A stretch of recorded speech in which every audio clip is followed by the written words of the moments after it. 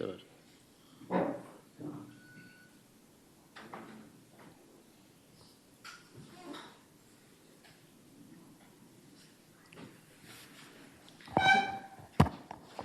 మొదలు పెడదాం. ఈరోజు రాష్ట్రంలో ప్రజాస్వామ్యం అన్నది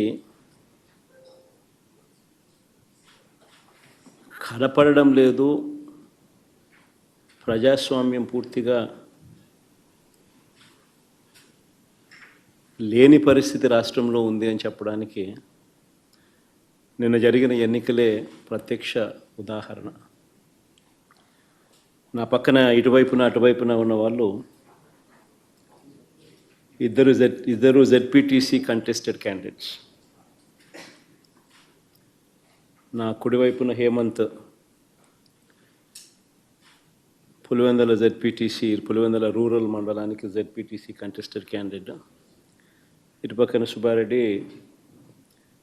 ఒంటిమిట్ట జెడ్పీటీసీ స్థానానికి కంటెస్టెడ్ క్యాండిడేట్. రాష్ట్రంలో ఇవాళ ఎలాంటి పరిస్థితులు ఉన్నాయి అని చెప్పడానికి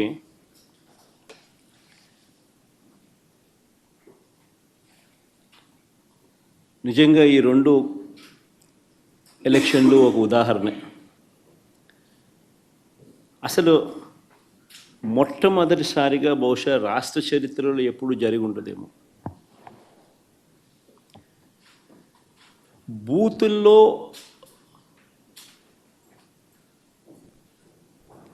పార్టీకి సంబంధించిన ఏజెంట్ లేకుండా వైఎస్ఆర్సిపి ప్రతిపక్ష పార్టీ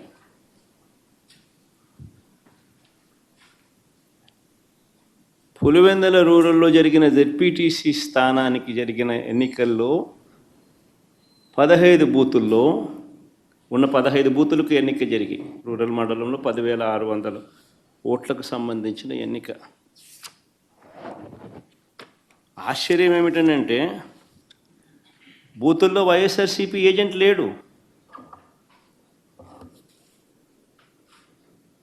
వైఎస్ఆర్సీపీకి సంబంధించిన ఏజెంట్ బూత్లో కూర్చోకుండా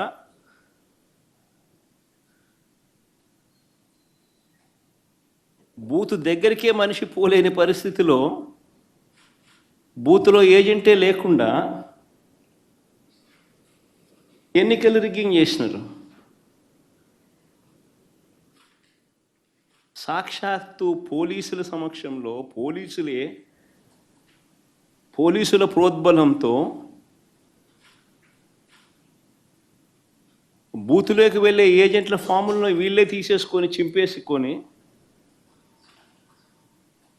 బూతులోకి ఏజెంటే పోని పరిస్థితిలో ఎన్నికలు నిర్వహించామని చెప్పుకుంటా ఉన్న ప్రజాస్వామ్యం మన రాష్ట్రంలో బహుశా మన దేశంలో ఎక్కడ ఉండదేమో, ఒక్క మన రాష్ట్రంలో తప్ప.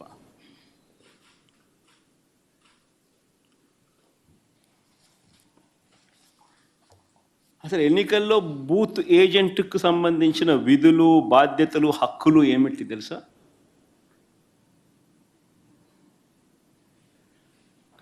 అసలు ఓటర్లే లేక దొంగ ఓటర్లను గుర్తించడం ఎవరు చేస్తారు? ఏజెంటే చేయాలి. పోలింగ్ ఏజెంటే చేయాలి. బూత్లో ఉన్న పోలింగ్ ఏజెంటే ఆయనకు సంబంధించిన విధులు, బాధ్యతలు, హక్కులు ఏమిటి అని అంటే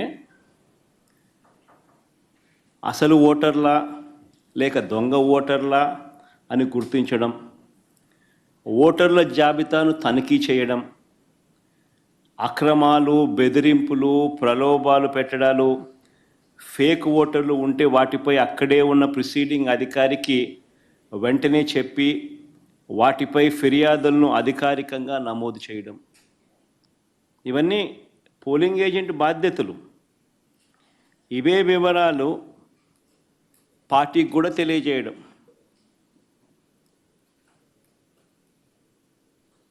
ఈ బాధ్యతలు ఉంటాయి కాబట్టి ఏజెంట్లకు హక్కులు కూడా కల్పిస్తారు.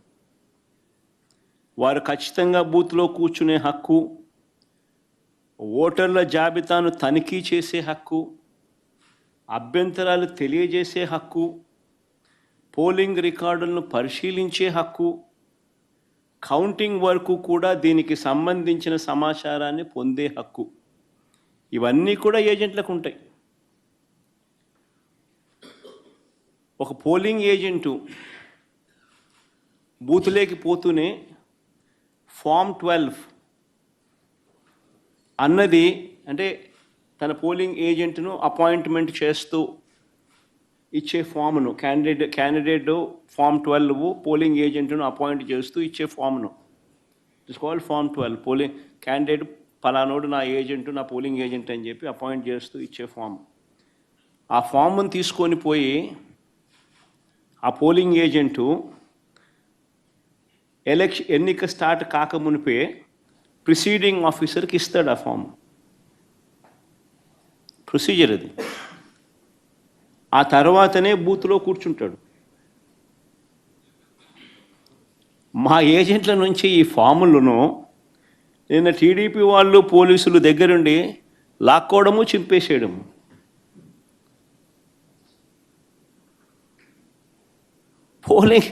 పోలింగ్ ఏజెంట్ అనేవాడు లేకుండా ఎలక్షన్ జరపడం అన్నది నేను ఎక్కడ చూడలా. ప్రజాస్వామ్యం అన్నది ఇంత దిగజారిపోయిన పరిస్థితి బహుశా చరిత్రలో ఎక్కడ చూసిండు మేము.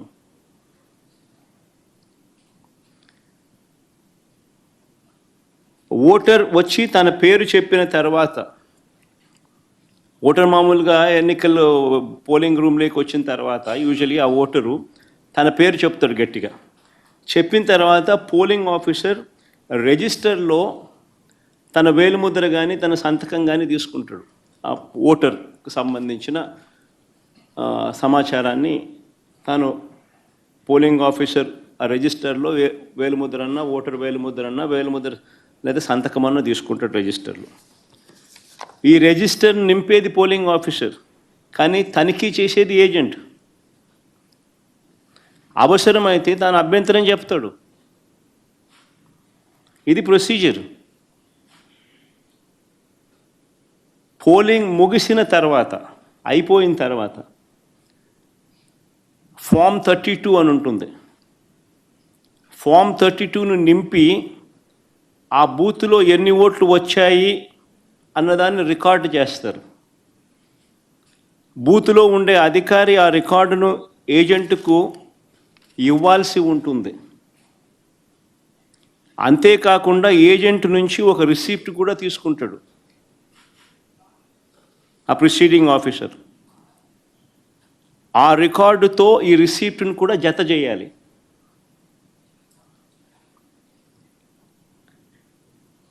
ఆ రికార్డును కూడా ధృవీకరించాల్సి ఉంటుంది. ఇది ప్రొసీజర్. బ్యాలెట్ బాక్స్కు సీల్ వేసేటప్పుడు, బ్యాలెట్ బాక్స్కు సీల్ వేసే ప్రక్రియ పూర్తయ్యే వరకు ఏజెంట్ అక్కడే ఉంటాడు. బ్యాలెట్ బాక్స్ సీల్పై కూడా ఏజెంట్ సంతకం చేస్తాడు.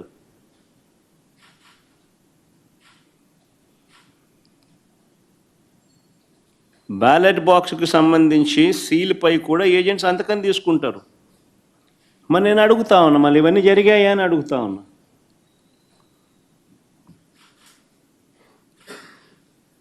ఇవన్నీ జరిగాయా అని అడుగుతా ఉన్నా. అసలు ఏజెంట్లే లేకుండా చేసి ఎన్నికలు జరిపినప్పుడు దాన్ని ఎన్నికలని ఎలా అంటారని అడుగుతా ఉన్నా.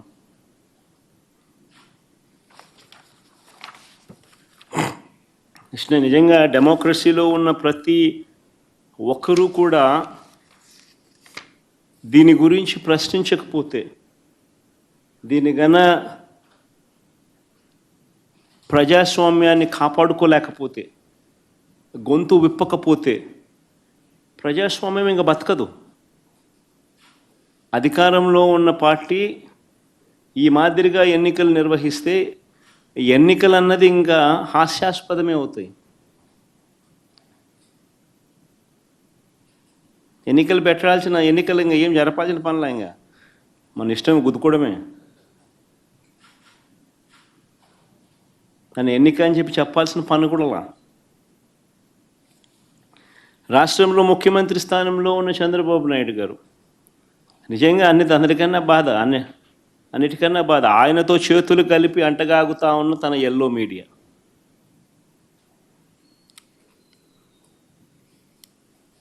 వీరి ఎజెండా ఏమిటి అని అంటే ప్రజలకు మంచి చేయడం కాదు,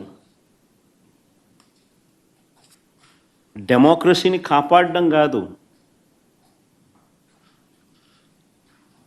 ప్రజలకు పాలకులు మోసం చేస్తే వాటిని ప్రశ్నించడం కాదు, దోచుకో పంచుకో తినుకోలో అందరూ భాగస్వాములు కావడం, ఇది వారి ఎజెండా. సిగ్గుపడాలి నిజంగా ప్రజాస్వామ్యం అంతా కూడా.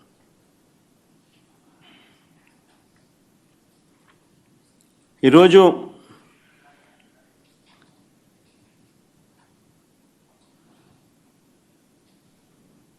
ఎంత దారుణంగా వీళ్ళు ఎన్నికలు చేశారు, ప్రజాస్వామ్యాన్ని ఎంత దారుణంగా వీళ్ళు కూని చేశారన్నది ఈ రెండు ఎన్నికలు ఉదాహరణగా నిలబడతాయి. నేను కొన్ని సన్నివేశాలు చెప్పుకుంటూ పోతాను, సో దట్ అసలు ఎన్నిక అనేది ఎలా జరిగింది అన్నది కూడా రాష్ట్ర ప్రజలందరికీ కూడా అవగాహన అన్నది వస్తుంది. బందిపోటు దొంగలు ఉంటారు చూసినారా, డెకాయిట్స్. ఇంతకుముందు అదేదో ఏం వ్యాలీ అది, చంబల్ వ్యాలీ అని వింటా అంటాం. ఈరోజు నిజంగా దాన్ని మరిపించినారు. బందిపోట్లకు మించి చంద్రబాబు నిన్న పులివెందుల రూరల్ జెడ్పీటీసీ ఓట్లను దౌర్జన్యంగా వేసుకున్నాడు. సాక్షాత్తు పోలీసులు దాన్ని దగ్గరుండి ప్రోత్సహించారు.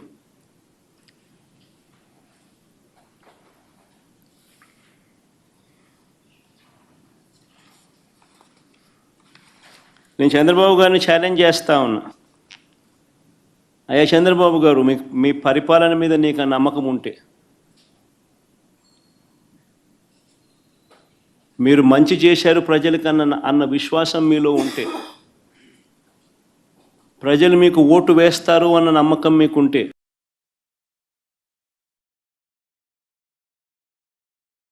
ప్రజాస్వామ్యబద్ధంగా సెంట్రల్ ఫోర్సెస్ను దింపండి. సెంట్రల్ ఫోర్సెస్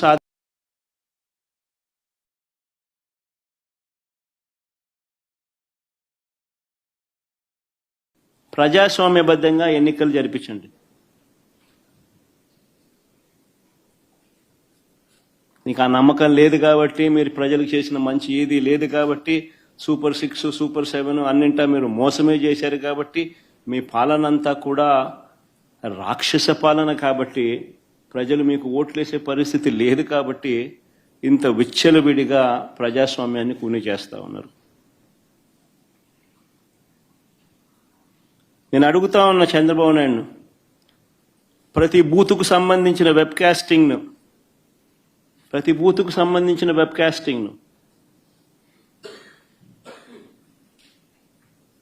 వైఎస్ఆర్సీపీ అభ్యర్థులకు ఇచ్చే ధైర్యం మీకుందా అని అడుగుతా ఉన్నా.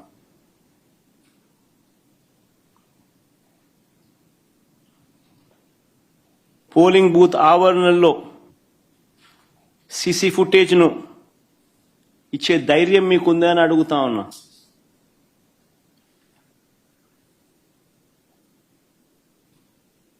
ఎవరెవరు బయట నుంచి వచ్చి ఎలా ఓటేశారో, ఎలా బూతులను ఆక్రమించుకున్నారో, ఆ ఆక్రమించుకుంది ఎవరో కూడా గుర్తించి కొన్ని ఉదాహరణలు కూడా మీకు చూపిస్తాం. ఇలాంటి అడ్డగోలు రాజకీయాలు చేసే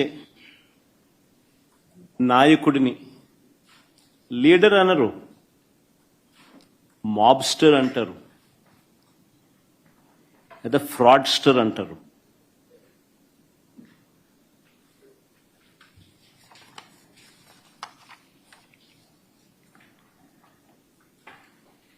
ఉదాహరణ నేను చెప్తాను, ఎంత దారుణంగా ఈ మోసము అనే కార్యక్రమము, అన్యాయం అనే కార్యక్రమము జరుగుతూ వచ్చింది అన్నదానికి నిదర్శనాలు చెప్తా.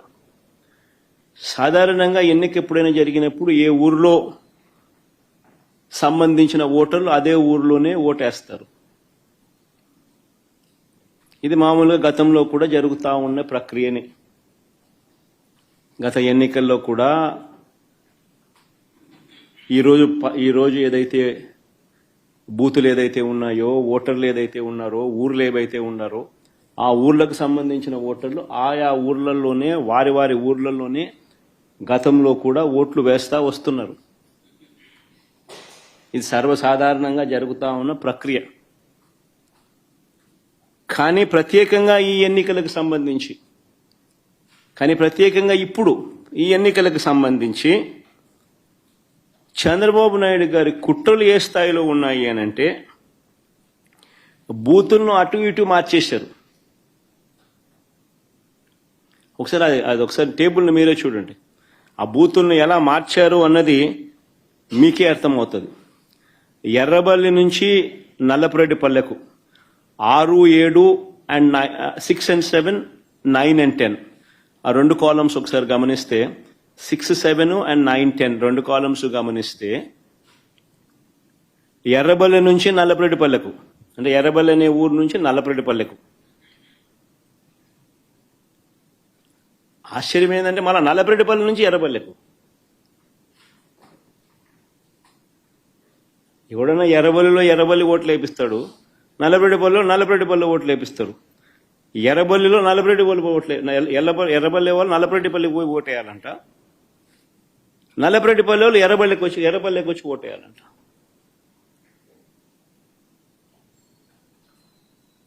సిక్స్ 7 చూడండి, 9, 10 చూడండి.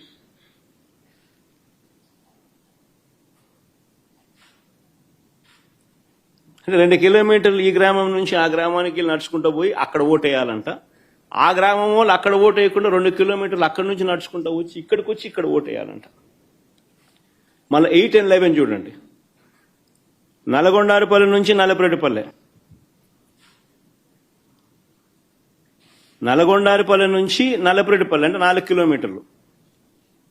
మళ్ళీ నల్లపురెడ్డిపల్లె నుంచి నల్గొండారుపల్లికి పోవాలంట.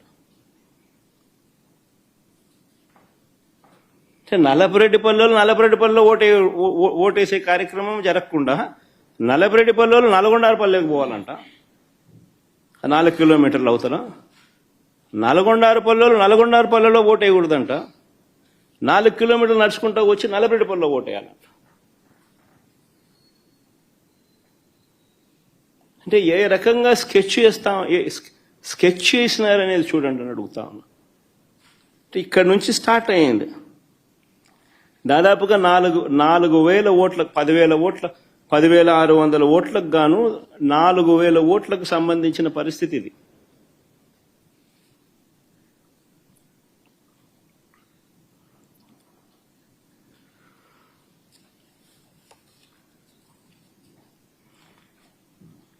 వీళ్ళ ఆలోచన ఏంది? ఆ వెళ్లే దారిలో వీళ్ళందరినీ భయభ్రాంతులు చేయాలా.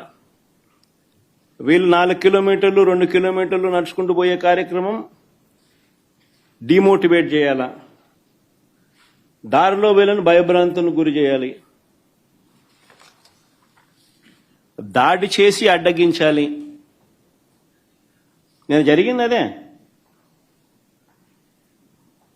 నిన్న జరిగినటివి కూడా అవే.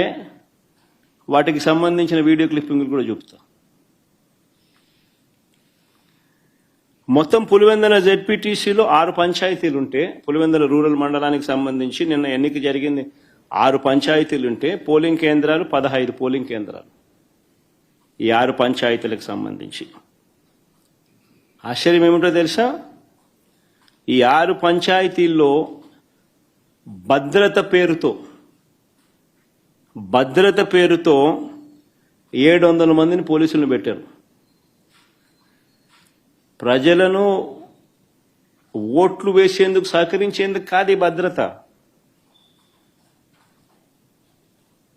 ప్రజలను భయభ్రాంతులను చేసేందుకు ఇది 700 మంది పోలీసులు. ఉదయం 4 గంటలకల్లా ఇతర ప్రాంతాల నుంచి వచ్చిన వ్యక్తులు ఆయా గ్రామాలలో మకాం వేశారు.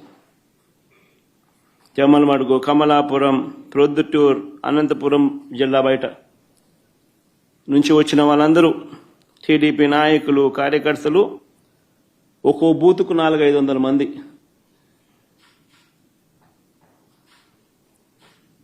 బయట వాళ్ళు వచ్చి పాగేసినారు.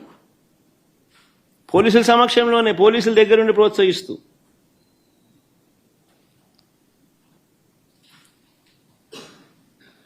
పచ్చ చొక్కాలు వేసుకున్న ఈ పోలీసులు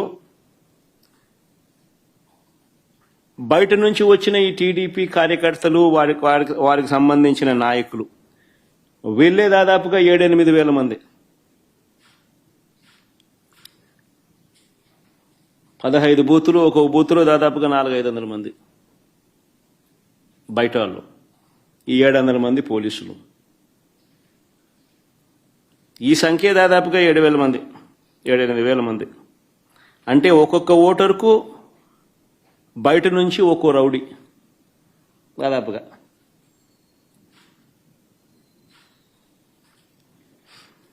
ఈ ఎన్నికలు స్వేచ్ఛగా జరిగాయి అని ఎవరైనా అనగలుగుతారని అడుగుతా ఉన్నా. ఈ నేపథ్యంలో టీడీపీ మంత్రులు, ఎమ్మెల్యేలు ఎన్నిక జరుగుతున్న గ్రామాలలో అరాచకం సృష్టించుకునేందుకు ఈ గ్రామాలను పంచుకున్నారు. మంత్రి సవిత, ఆమెకు సంబంధించిన మనుషులు ఎర్రబల్లిలో తిష్ట వేస్తే ఆమెకు సంబంధించిన నాయకులు, ఆమెకు సంబంధించిన మనుషులు ఎర్రబల్లిలో ఆమె తిష్టేస్తే, ఎమ్మెల్యే ఆదినారాయణ రెడ్డి నల్లపరెడ్డిపల్లెకు భారీగా జమ్మలమడుగు నుంచి తీసుకొచ్చిన కార్యకర్తలను, నాయకులను అక్కడ తిష్టేయడం. మరో టీడీపీ ఎమ్మెల్యే పుత్తా చైతన్య ఈ కొత్తపల్లిలో 100 మంది తన కార్యకర్తలతో తాను అక్కడే మకాం.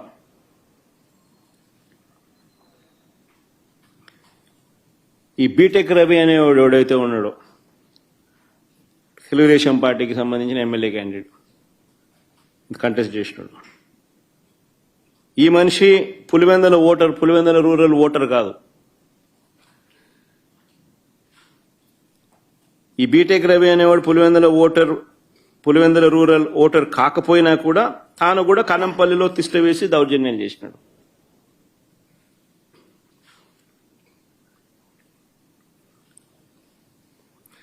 పోలింగ్ బూతులకు వైఎస్ఆర్సీపీ ఏజెంట్లు వెళితే వారిపై దాడులు చేసి వారిని కొట్టి ఏజెంట్ ఫాములు లాక్కోవడం, చించేయడం.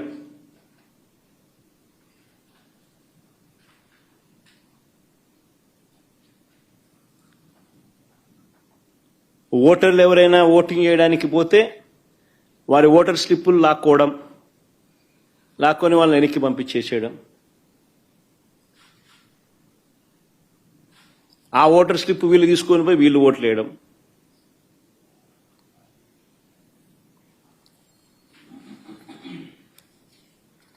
వైఎస్ఆర్సీపీ ఏజెంట్లు లోపలికి వెళ్లకుండానే, వైఎస్ఆర్సీపీ ఏజెంట్లు లేకుండానే ఈ పోలింగ్ జరిగింది.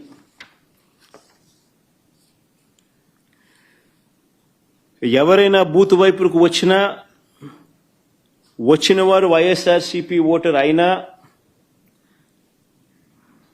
న్యూట్రల్ ఓటర్ అయినా టీడీపీ గ్యాంగులు వారిని అడ్డుకోవడం, బెదిరించడం, భయపెట్టడం, ఓటర్ స్లిప్పులు తీసుకోవడం, లాక్కుని వాళ్ళని పంపించేసేయడం. ఖచ్చితంగా టీడీపీకి ఓటేసే టీడీపీ వాడైతేనే లోపలికి పోతాడు.